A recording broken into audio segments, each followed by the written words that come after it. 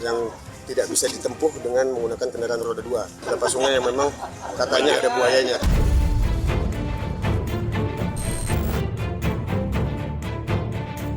Buka itu, buka!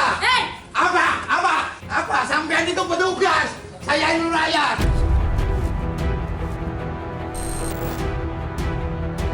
Ada indikasi penggelembungan, penggelembungan menggunakan undangan, penggelembungan menggunakan modus KTP.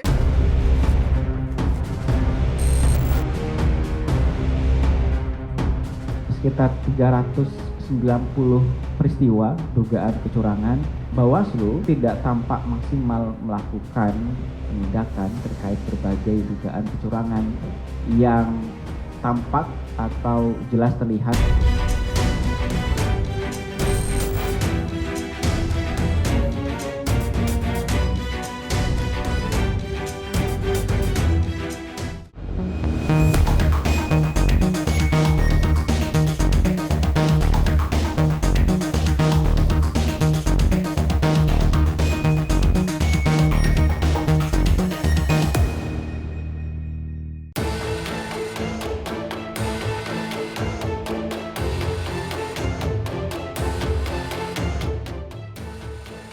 Buka itu, buka! Apa? Sampean itu petugas! Saya ini rakyat! Jumadi, seorang caleg DPRD Jember ngamuk di kantor Kecamatan Ajung pada Jumat 16 Februari lalu lantaran surat suaranya hilang sebanyak 15 suara. Jumadi meluapkan amarah pada Camat Ajung yang ditemuinya di kantor kecamatan. Saya pengalaman di saksi pasti ini. Kalau saya saksi saya itu tidak tegas, maka hilang suara saya, Pak Camat. Suara 15 itu lebih 100 juta, Pak. Jangan ngomong nggak hilang. Kalau nggak pandai, nggak pinter, Pak Camat, jangan jadi camat. Loh, pasti hilang di sini. Bukan yang pleno besar yang dibaca, Pak Camat, tapi pleno kecil, pleno salinan. Tapi kalau saksi saya berani, mungkin bisa tertolong. Ini nyata-nyata dicuri.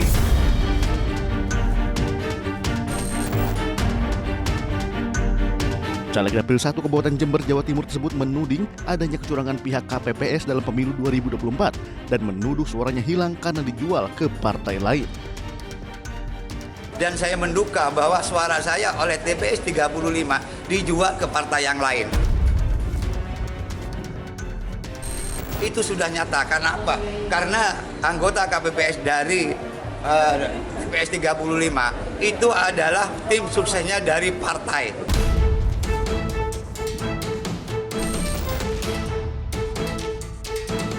Lambatnya penanganan dari Panitia Pemilihan Kecamatan atau PPK membuat Jumadi kesal dan nekat ingin membongkar kotak suara TPS 35.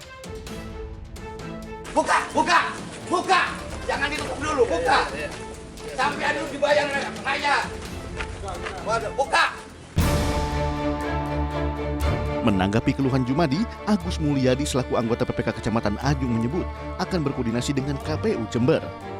Pemprojekan itu ketika rekap di tingkat PPK, di tingkat kecamatan. Jadi nanti kita sandingkan antara C hasil dengan C hasil saingan yang tadinya ada indikasi berbeda. Hal serupa juga dialami caleg dari Dapil 6 Kabupaten Lebak, Banten, Desi Herdiana Safitri. Desi ngamuk lantaran rekapitulasi perhitungan suara di kecamatan tidak sesuai dengan data C1. Data C1 yang saya miliki, C salinan ini, data partai yang tadinya jumlah 99 berubah hanya menjadi 2 per desa. Sedangkan di desa Cikinggang, di TPS 1 aja, ini sudah jelas dan nyata bahwa TPS 1 aja Partai Nasdem ini 23. Seperti ini yang saya keberatan.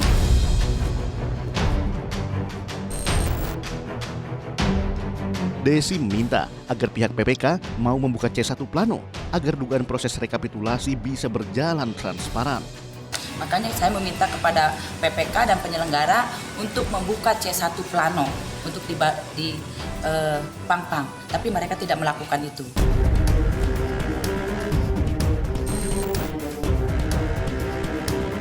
Sementara itu, Indonesia Corruption Watch (ICW) dan Komisi untuk Orang Hilang dan Korban Tindak Kekerasan (Kontras) menyebut telah menemukan perbedaan jumlah suaranya di formulir C1 dengan portal Sirekap milik KPU. Paling tidak ada 339 TPS yang berbeda secara jumlah suaranya antara formulir C1 dan juga dalam portal Sirekap. Jumlahnya yang kami temukan sebanyak 230.286 suara. Ini sangat disayangkan karena Sirekap sendiri menghabiskan jumlah anggaran hingga 3,5 miliar rupiah, yang mana itu bukan anggaran yang berjumlah kecil.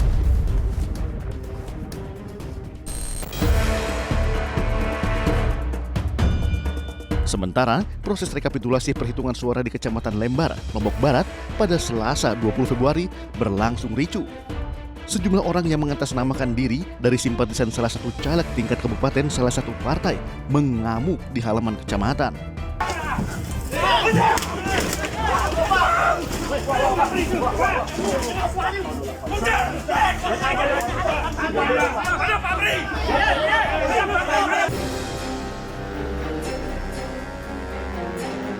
Para simpatisan tersebut minta agar rekapitulasi dihentikan karena ada kecurangan di tingkat penyelenggara sehingga menguntungkan salah satu paslon lainnya. Mereka juga berusaha mengambil paksa kotak suara hingga terlibat baku hantam dengan aparat yang berusaha mengamankan kotak suara.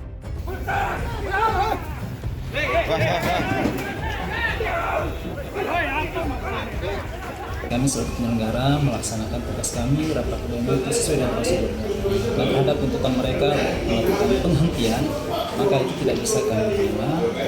Hanya saja nanti akan menggunakan teknis yang lain seperti penjadwalan terhadap wilayah-wilayah yang disebut sebagai tempat yang dicurigai itu kami alihkan ke desa-desa yang sementara masih dianggap aman. Keributan lainnya terjadi di Kecamatan Binuang, Polewali Mandar, Sulawesi Selatan. Seorang saksi dari salah satu parpol peserta pemilu, Zubair, protes dan terlibat adu mulut dengan sejumlah orang yang merupakan anggota PPK lantaran adanya penggelembungan suara.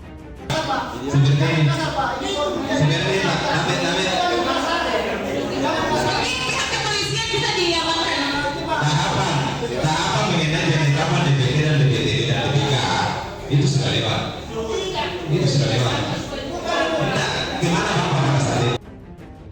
Zubair meminta bukti formulir model A, surat pindah memilih, namun pihak penyelenggara menolak dan berdalih protes harusnya dilakukan di TPS, bukan di kecamatan.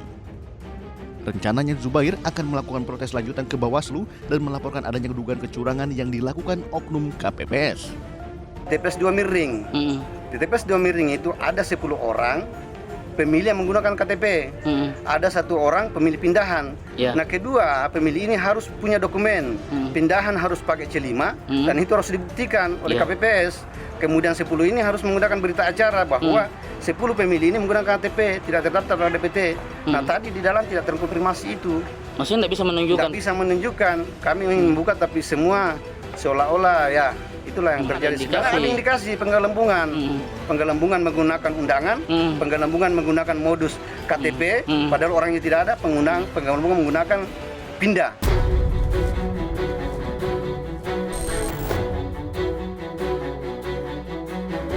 Pelaksanaan pemilu serentak 2024, mulai dari pemilihan presiden hingga pemilihan calon legislatif diwarnai beragam kekacauan. Sekitar 390 peristiwa dugaan kecurangan, beberapa bentuk diantaranya yaitu terkait dengan pelanggaran netralitas, manipulasi suara, penggunaan fasilitas negara, hingga politik uang gitu. Namun sayangnya polisi Bawaslu maksud kami itu tidak tampak maksimal melakukan pendalaman dan juga penindakan terkait berbagai dugaan kecurangan yang tampak atau jelas terlihat disampaikan oleh publik.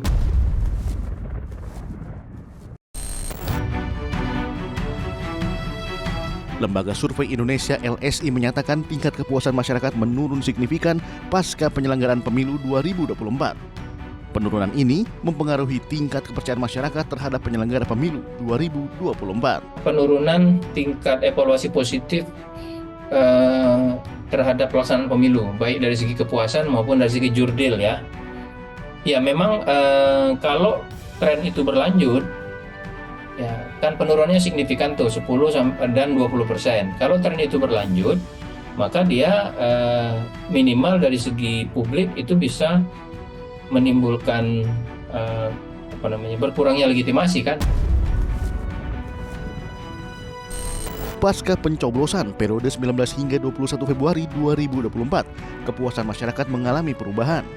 Hanya 17,6% masyarakat merasa pemilu jujur dan adil, sementara 58,8% merasa cukup, dan total kepuasan masyarakat terhadap pemilu turun menjadi 76,4%.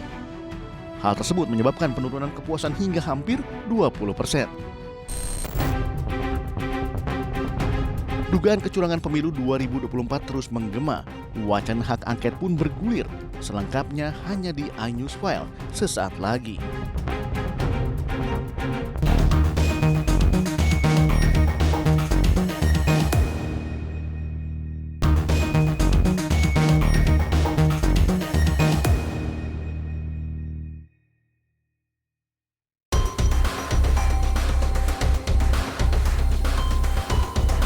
Dua minggu usai pencoblosan, tepatnya pada Rabu 28 Februari 2024, Komisi Pemilihan Umum resmi memulai rapat pleno rekapitulasi hasil perhitungan perolehan suara tingkat nasional.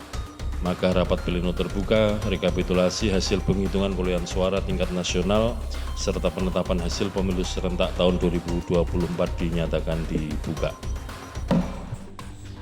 Sementara hingga 27 Februari lalu, rekapitulasi penghitungan suara Pilpres 2024 di tingkat kecamatan sudah mencapai 74,25%.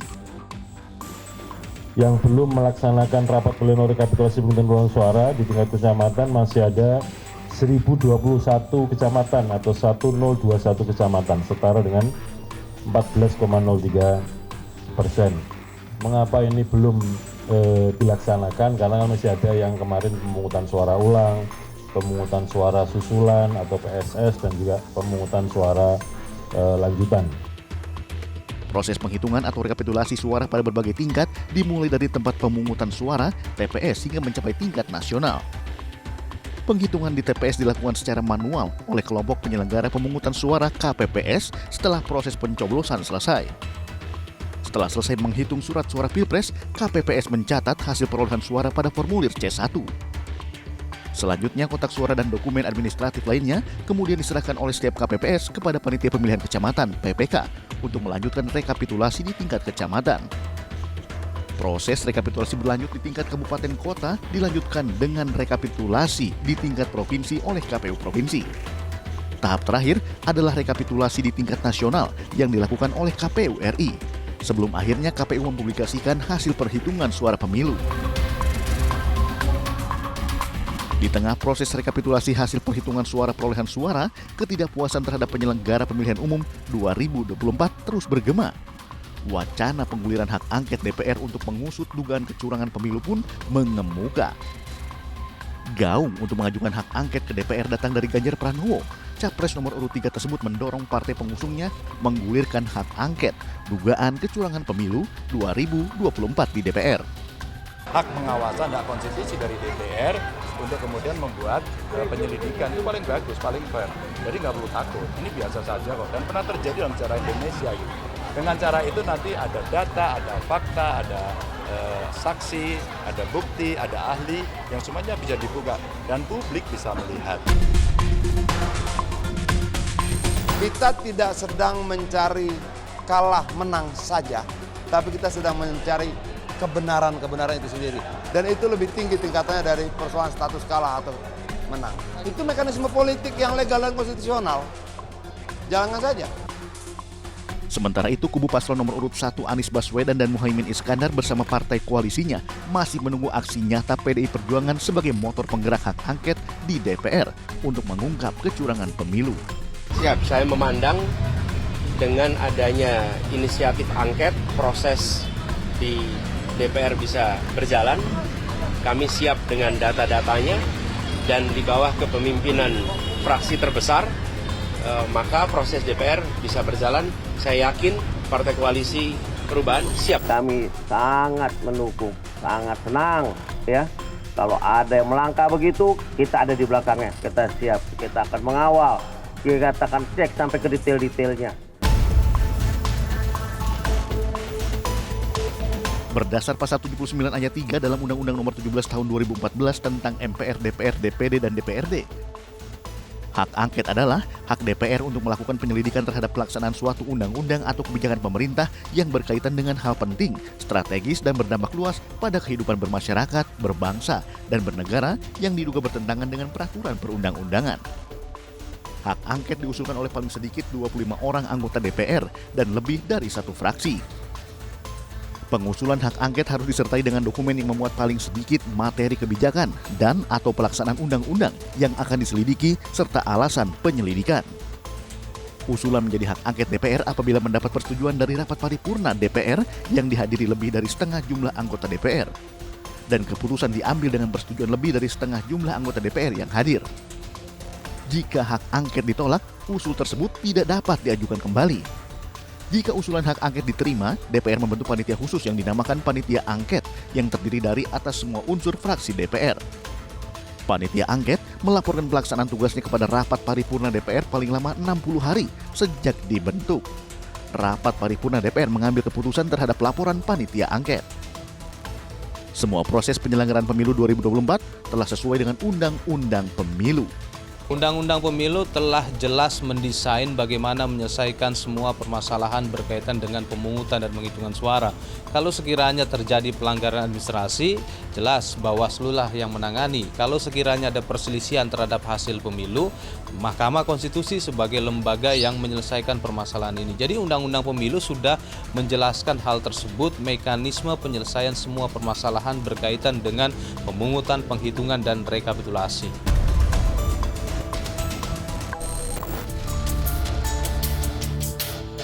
Proses pendistribusian surat suara pemilu ke berbagai daerah di Indonesia bukanlah hal yang mudah. Meski sejumlah petugas harus bertaruh nyawa menyeberangi sungai, menerabas hutan, mengarungi laut hingga mendaki gunung untuk mendistribusikan surat suara, nyatanya sejumlah kecurangan masif terjadi dan mencederai pemilu yang jujur dan adil. Lantas di mana saja titik rawan kecurangan tersebut terjadi? Selengkapnya saat lagi, tetap di iNews File.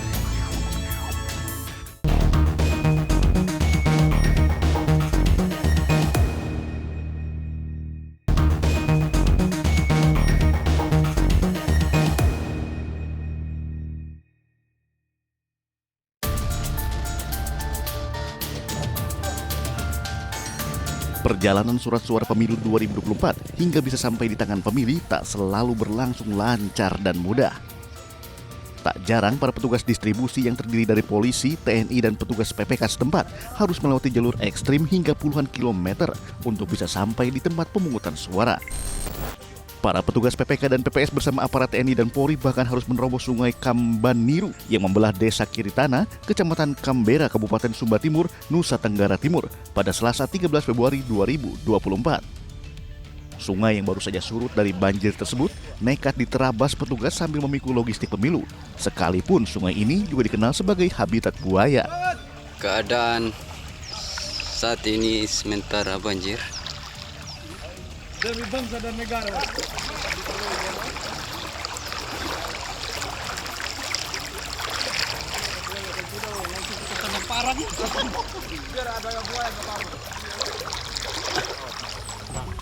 Tak berhenti di situ. Setelah berhasil menyeberangi sungai, tim distribusi masih harus melanjutkan perjalanan dengan berjalan kaki sekira 2 km. Menyusuri jalan setapak serta semak belukar untuk tiba di TPS 04 di Desa Kiritana. Untuk titik-titik TPS tersebut memang banyak yang tidak bisa ditempuh dengan menggunakan kendaraan roda 2. Salah satunya harus menyeberangi sungai dan juga informasi ada beberapa sungai yang memang katanya ada buayanya. Tentunya kita akan mempersiapkan untuk pengamanan dalam hal ini untuk siapa yang survei duluan ke sana untuk bisa mengantisipasi jangan sampai ada serangan terhadap anggota kita yang sedang melakukan pergeseran kotak suara.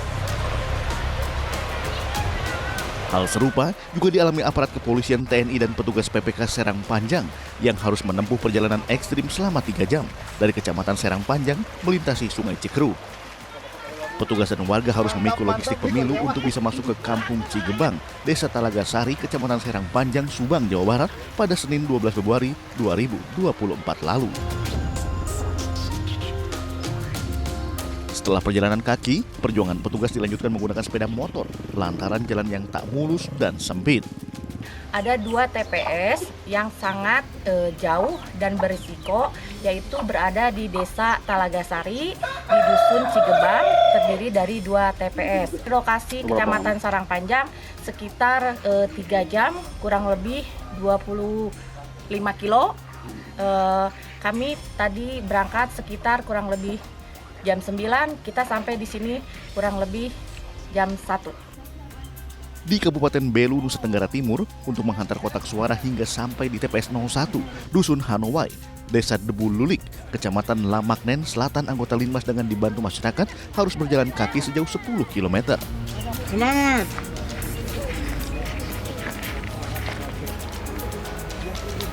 Tak ada akses jalan yang bisa dilewati baik kendaraan roda 2 maupun roda 4, membuat petugas harus memikul logistik pemilu dengan berjalan kaki dan melewati hutan, tebing tinggi hingga menerobos arus sungai.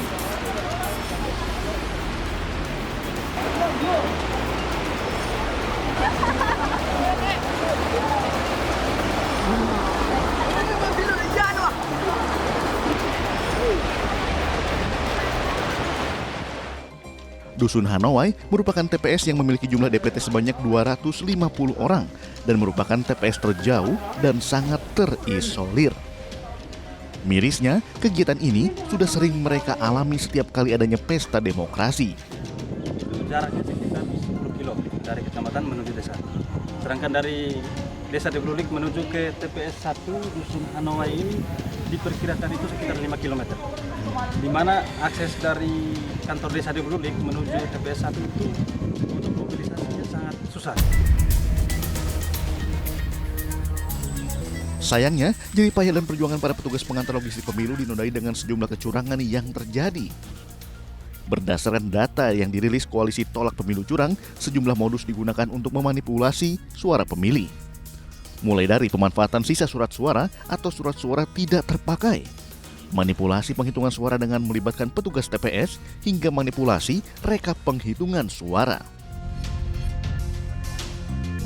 Kamis 22 Februari 2024, Menteri Keuangan Sri Mulyani menyebut realisasi anggaran pemilu mencapai 16,5 triliun rupiah. Ya, kita lihat realisasi anggaran pemilu yang baru saja kita selesaikan untuk pemilihan Pileg dan Pilpres sampai dengan 12 Februari telah terrealisir 16,5 triliun atau 43,2% dari total pagu anggaran 38,3 triliun rupiah.